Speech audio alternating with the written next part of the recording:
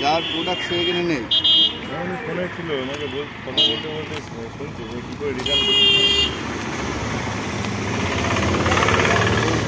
Doubt রয়েছে এই জন্য মেইনলি প্রবলেম।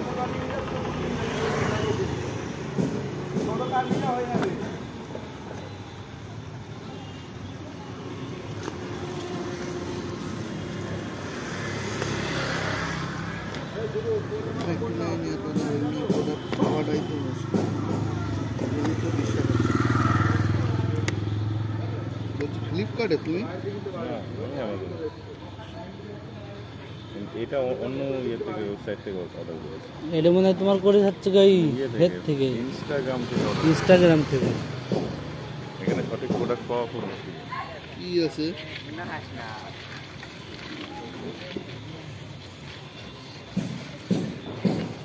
তো ইয়ারবাড না তো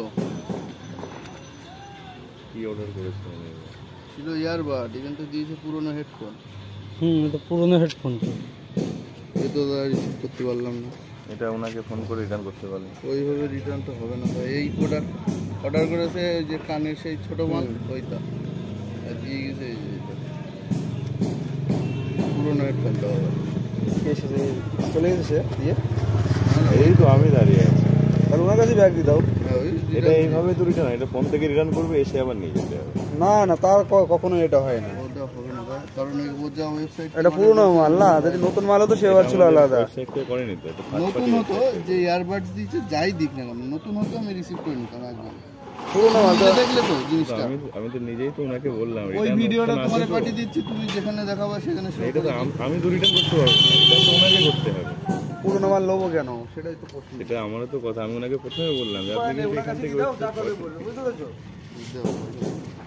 না, এটা তো আমি তো আপনাকে টাকা রিটার্ন দিতে পারবো না। ক্ষমা করবে। এটা এই নিয়ে বলুন ঝামেলা রিটার্ন করছে। করতে, এই নিয়ে- এটা আমি রিটার্ন নিতে পারবো না তো। আরে প্রোডাক্ট রিটার্ন নিতে পারবা না, এটা ওনাকে রিটার্ন করতে বলুন ফোন থেকে, তারপর তো আমি নিতে পারবো না। আমার কথাটা শোনো আগে। প্রোডাক্টটা তো আমি ম্যানেজার অরিজিনাল প্রোডাক্ট তো আসেনি, ঠিক আছে? এটা ফোন থেকে রিটার্ন করতে হয়, তারপর আমি এসে আবার নিয়ে যেতে অ্যামাজন পারবো। শপিং, তাই তো? Shipping Amazon shipping। এটা অর্ডার করেছেন ইনস্টাগ্রাম দেখে, যেখান থেকে করবি। এবার এটা আমি ডাইরেক্ট নিতে পারবো না, এটাকে ওই কি প্রোডাক্ট এসেছিল, টাকা আমি ওনারা ক্যাশে দিয়েছি।